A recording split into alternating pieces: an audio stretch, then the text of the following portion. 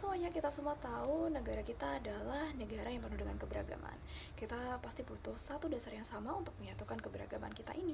Dan semua ini bermula di Jakarta, di bawah terik matahari Jakarta yang sangat cerah. Di bulan Juni 1945, para pendiri bangsa duduk bersama di sidang BPUPKI untuk berpikir tentang dasar apa negara ini harus berdiri, di bawah fondasi apa negara kita harus disatukan.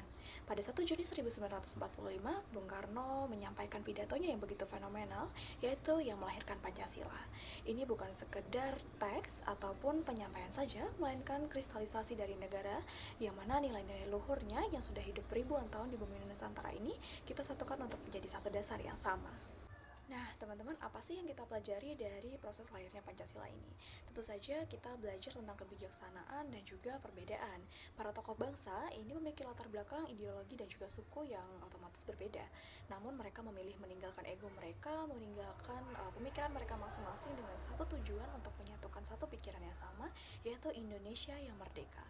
Pelajaran utamanya adalah musyawarah dan juga mufakat, bahwa kebenaran tidak harus dipaksakan, melainkan harus kita temukan bersama. Lalu apakah Pancasila masih relevan di kehidupan kita yang penuh dengan digital ini atau di era yang digital ini? Tentu saja ini masih relevan bagi kita generasi muda. Pancasila ini seperti kompas moral di tengah derasnya arus dari informasi yang ada. Contohnya untuk Persatuan Indonesia, yang mana di sini kita bisa berkolaborasi dengan orang lain di sosial media tanpa kita harus memandang ras ataupun sukunya. Yang kedua ada keadilan sosial, yang mana ini masih relevan dengan kita seperti menyuarakan hak-hak mereka yang tertindas atau terpinggirkan ini melalui kampanye-kampanye digital yang banyak kita mulai suarakan seperti di TikTok ataupun Instagram. Jadi Pancasila sendiri ini sebenarnya bukan hanya dihafal, tapi untuk kita implementasikan dalam kehidupan kita sehari-hari, dalam berkarya dan juga dalam aksi nyata kita sebagai generasi muda.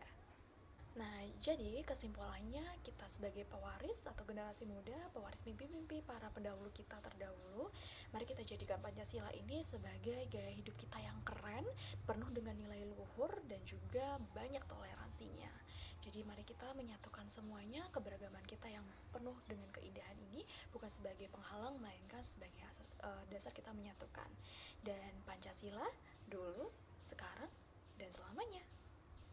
Dadah, sampai ketemu di video berikutnya.